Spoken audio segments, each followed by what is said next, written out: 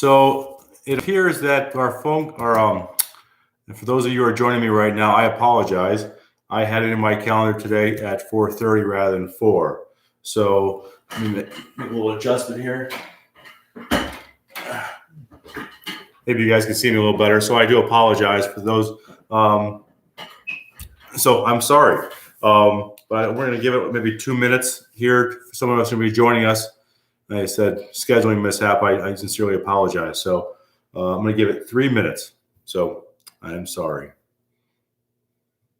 I guess while we're all working from home, it's one of the battles that we're facing right now. So just today I had to kick my dog out because he kept on snoring throughout the whole process. So all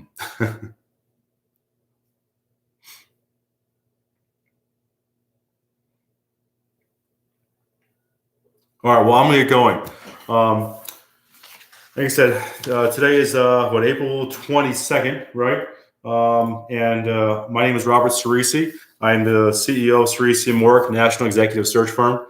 And this is our 6th week working from home. And I think since week 5, we've been doing videos every week, some pre-recorded, some live. But essentially what we're trying to do is get, some helpful hints out there to the market, individuals looking for new roles, maybe companies looking for different ideas. So today, like I said, I apologize if it's a little too dark. Maybe that's a little better for you guys to see me a little bit. Like I said, I apologize. Literally today, this is actually good news. I've gotten 3 searches, talking to customers all day long, talking to candidates, but things are picking up. So I apologize for being a little bit late for that. So once again, today I wanted to talk about, I think, what I've noticed before and after this pandemic.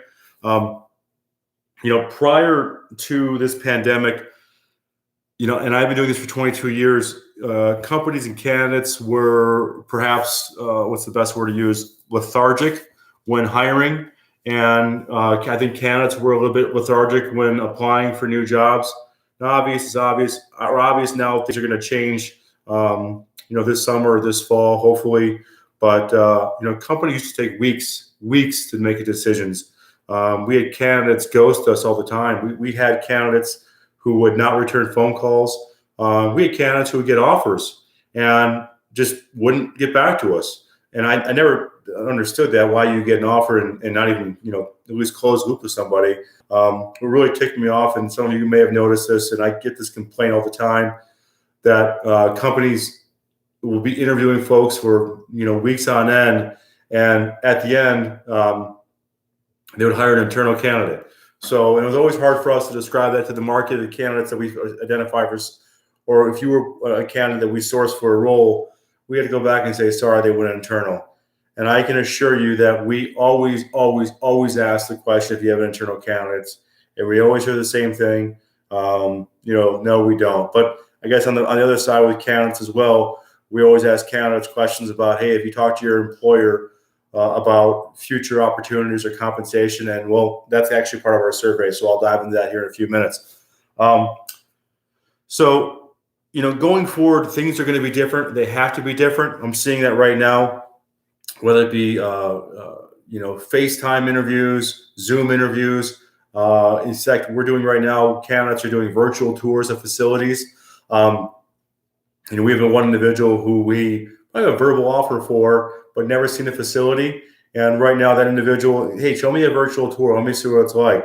But we also want to, be conscious of the customer as well. What information does this candidate need before they accept an offer? So, recently, before COVID-19, LinkedIn is an unbelievable tool. They're not cheap, but it's an unbelievable tool. They did a survey that revealed 75% of applicants consider an employer's brand before applying for a job. People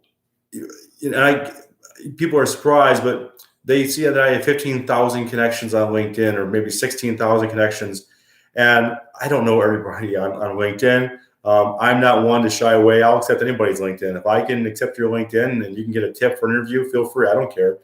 But I always get a phone call. This person, that person. I touched on this before in a video, if I know someone and I'll give them honest feedback, I'll do the best I can. But going back to the company's brand. So a company's brand is not only their website, Glassdoor, Google reviews, turnover, which you can see. There's sites that list the turnover. I know a bunch of them. But also the hidden brand, the brand of gossip. And that's something that, even calling me is gossip. Hey, what do you know about somebody? Or that's just how the world works. So today I want to talk about a little bit about how, like I say, customers brand and going forward. So the market's going to shift. It already has shifted. Employers are not going to invest so much on their brand. They're just not going to. And they're shedding cost. And I feel for. I recently just had a friend of mine who's in talent acquisition lose their job. In 2007, 8, 9, that happened a lot. The first person to lose their opportunity might have been somebody in TA, and that sucks. But what do you do? How do you move on? What steps do you take? In talking about talent acquisition, talent and recruiting and applying for jobs, I can't stress this enough, and it's driving me crazy. But people got to get off their ass and figure out a way to apply and reach out to a company. There are jobs out there, but too many times, just today, people send me a note and they ask me to share their profile. I'm not going to do it. And I think hitting a button is not how you go about finding a job. If that all it was, then hell, I could just hit a button all day long and be a multi-millionaire. You got to figure out a craft on how to do it. And in today's day and age, it's not about just hitting a button.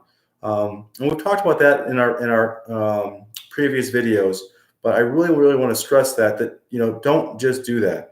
How to do it when people, they don't know how to do it. Just recently I had a friend that doesn't know how to do it. When we talked about it, go online, see who's a vice president, see who's a CEO, see who's the head of HR, send them a resume, find out what their email address is. You can go to many sites and do it. I do it all day long. If you have a question, you can always email me, rceresi@ceresiamorek.com. You can call me, 440-630-9469. But I'll tell you what we do on a daily basis on how to share this information out there. But do it in a polite way as well. Diligently polite, like we do. Don't just pester someone and ask them, hey, can I have follow-up? Can I have follow-up? Because people are busy. Hell, people have wives, they have kids, they have, they're taking care of what they have to take care of as well. And everybody's in the same, I guess everyone is in the same situation, so respect their time. But hitting a button on LinkedIn or just sending your resume in, you got to do more than that. You got to stand out. You have to stand out. Here's the thing. If you see a job out there, hell, you have the recipe for an opening, right? Craft your resume that fits the description. Do it. Don't make me craft a resume for you, but craft your resume to fit the description. Be honest, be forthright, and actually put that in the intro letter as well. So ATSs are not what they're cracked up to be. ATS is an after product of what we do. Like I've talked about in the past, our customers ask us to enter the resume at the point of the offer into the ATS. The ATS is not part of our process. In fact, we shy away from them because garbage in, garbage out. So as I always mention, pick up the phone, stand out. Your competition will, and even us, Ciresi Morek, we have competition out there. In 2007, 2009, I was a one-man band working, 80 hours a week out of my home. There was a lot of competition out there, but I didn't have a choice. I had to be successful. I worked my butt off, and you got to do the same thing right now. But I will tell you this, it's awesome. It's absolutely awesome if you can win this battle. I want to talk about going back to networking and your ATS and applying for jobs. Employee referrals. LinkedIn survey stated that candidates are 3 times more likely to trust a company's employee when looking for credible information about a new opportunity with a company. Think about that. 3 times more likely. And when you take that fact, you think there are so many companies that do a terrible job on employee referrals. For years, there was a customer of mine that would not do it. One company, they were offering $250 a referral, maybe $500 a referral. On average, if you think about it, someone who's making $100,000, that fee is $25,000 to $30,000. And I used to tell my friends who are head of HR for large organizations, quit being cheap.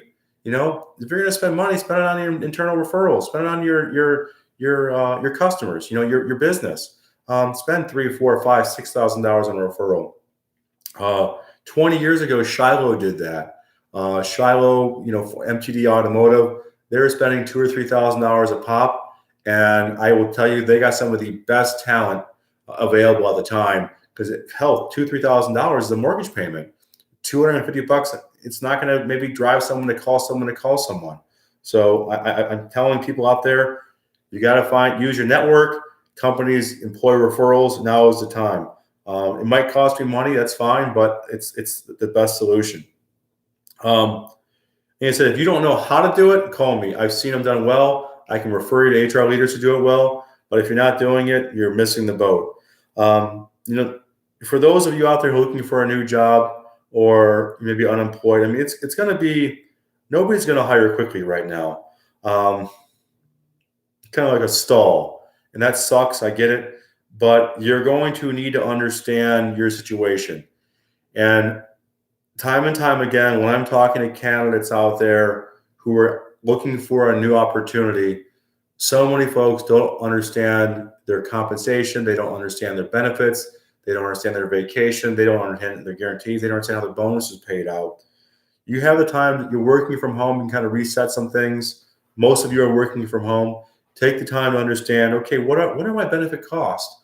How much does this cost? How much does that cost? Evaluate your decision. So now's the time to get smarter. Don't waste your time, sitting on your butt, but understand why benefits cost this, or understand what your weekly paycheck is, or understand the metrics to go in your bonus. Like I said, now is the time to do it. Break it down. And it's very easy to do, but you'd be surprised that when I go to place someone, and we're not talking about someone maybe making $10 an hour, we're talking about someone making a couple $100,000 a year. When I go to place someone, I say, well, when do your benefits expire? I don't know. What do your benefits cost? I don't know. How much do you make every 2 weeks? I don't know.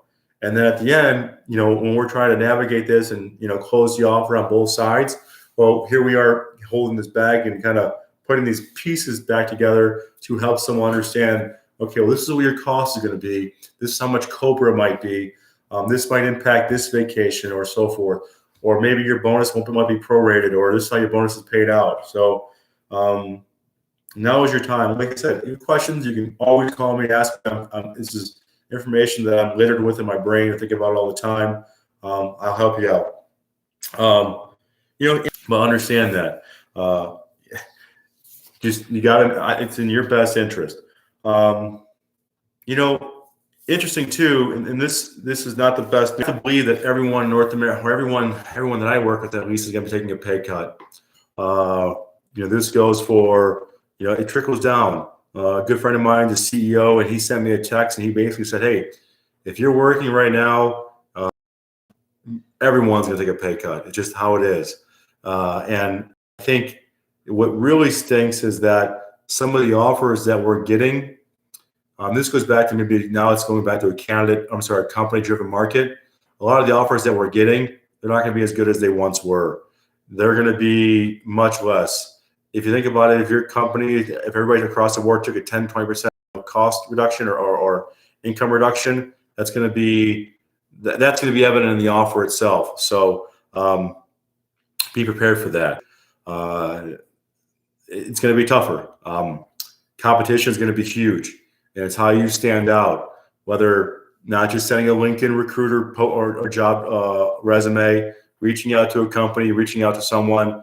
Hey, I know this person. Can I get an interview? I know this person. Can you interview me for this role? And now is the time to study up and know job descriptions and see how you can really be a great hire for a company rather than just a hire itself. Counter offers. Be careful on. I guess, man, this is the best way to say this, but shady headhunters. There's a lot of them out there. I fight the battle all day long. There are folks who are just going to get your information, use it, take advantage of it. Agent. But there are some, there's some pond scum out there that is going to take advantage of situations. So know what you're getting into, and know where your resume is going. I mean, don't let your resume just go out blindly to folks. Like I said, and get your resume up to date. If you need help, you can always call me. My phone number and my email is listed right there. I have a lot of voicemails I got to return, but I will be doing so within about a week. I do my best to return all the phone calls. Counter offers. Recently, I had an individual take a counter offer, and he's screwed now. He took more money, and that's all he got was more money. And, well, he's more expensive now, so they got rid of him. I'm not saying counter offers are bad, but counter offers shouldn't just be about more money. Counter offers, it's almost like a marriage. If you're not going to change your marriage or change your spouse or change the way that things are happening, the same thing's going to happen over and over. So if you're going to get a counter offer, the company's going to throw money at you, perhaps a guaranteed severance, but guarantees. If your company change a little bit. I tell my customers, if somebody's good, make the person a counter offer. If they're not smart enough to know how to navigate a counter offer, well, take advantage of the situation. It sounds terrible, but so many times I see people just get counter offers and they just $5,000 worth.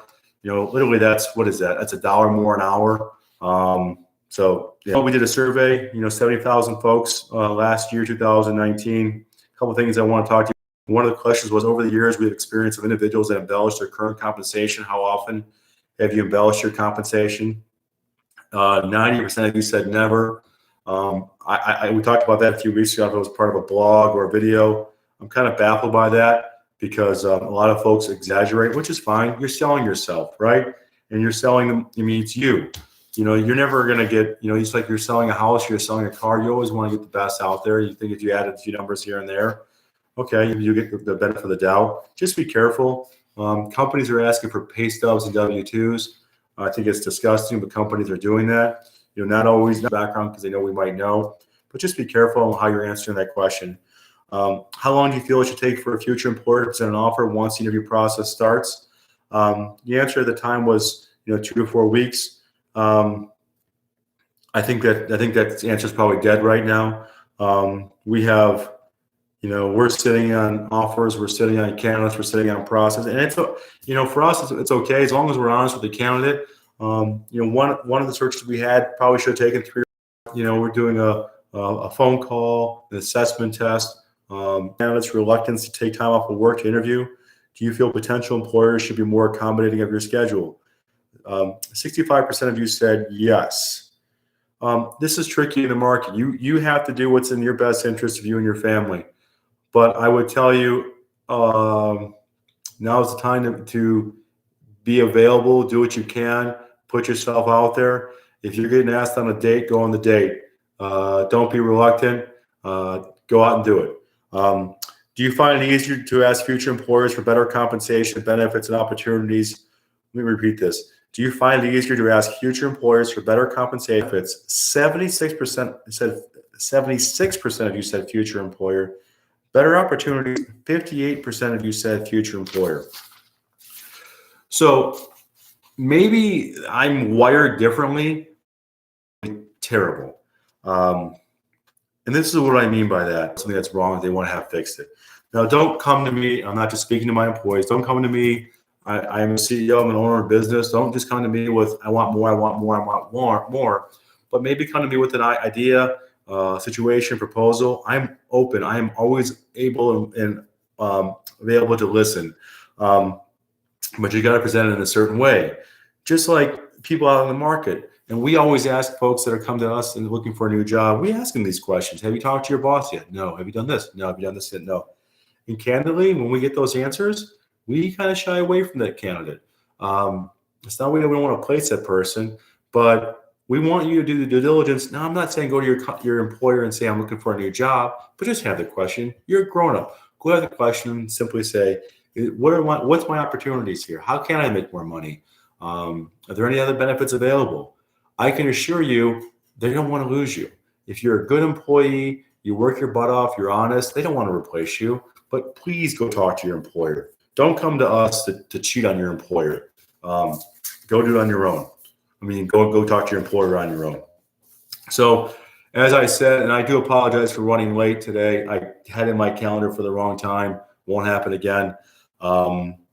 Next week we'll be on again, I think Wednesdays at 4 o'clock. We'll publicize that on our LinkedIn, on our website itself. But we had some questions surface, and you can always ask me questions. Right now we're live. I'm going to go over some questions that we received.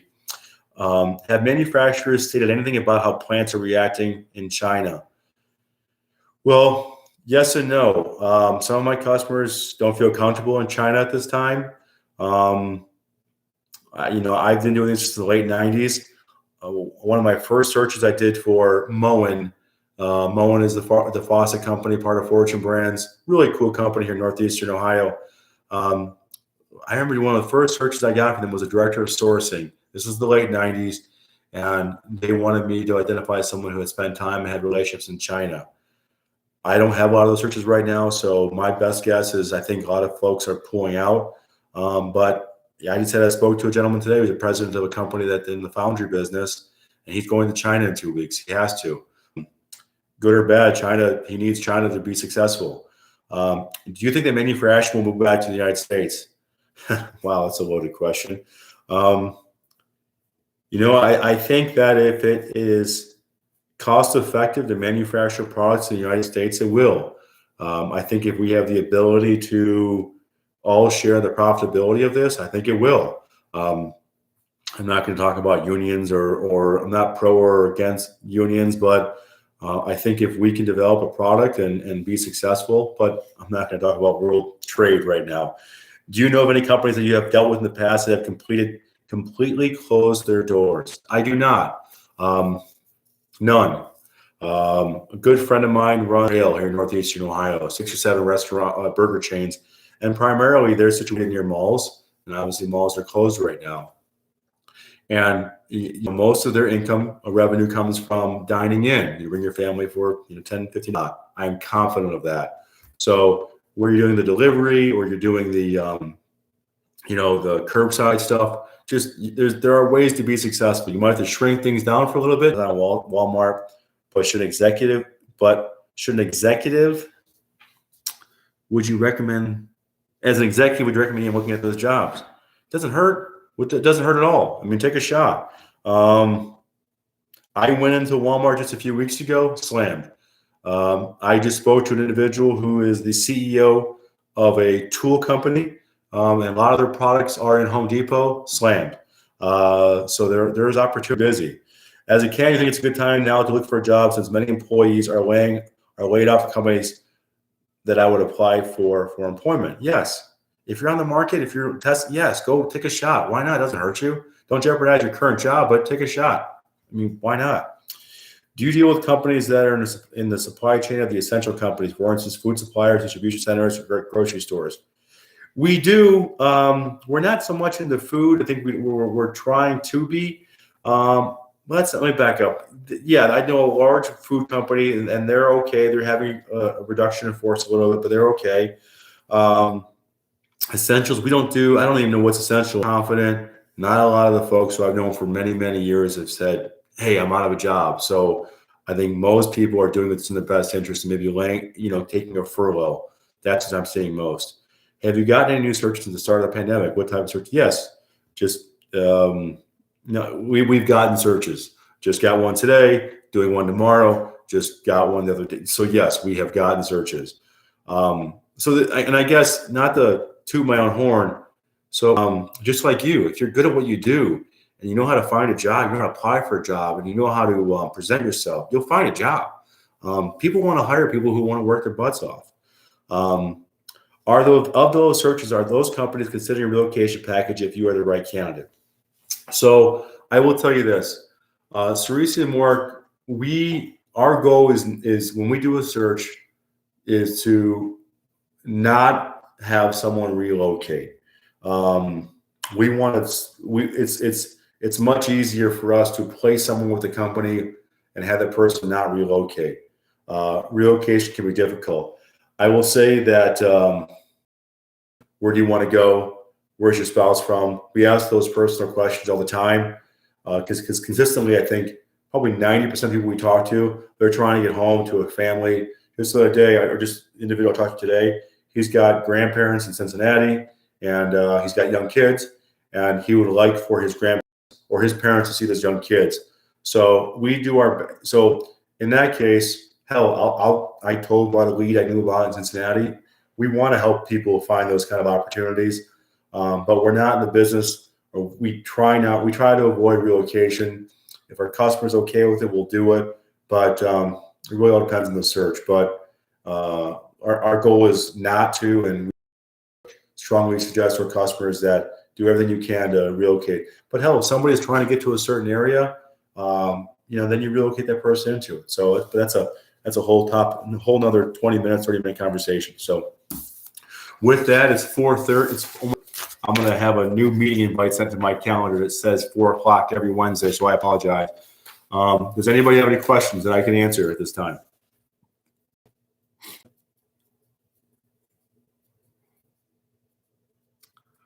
Going once.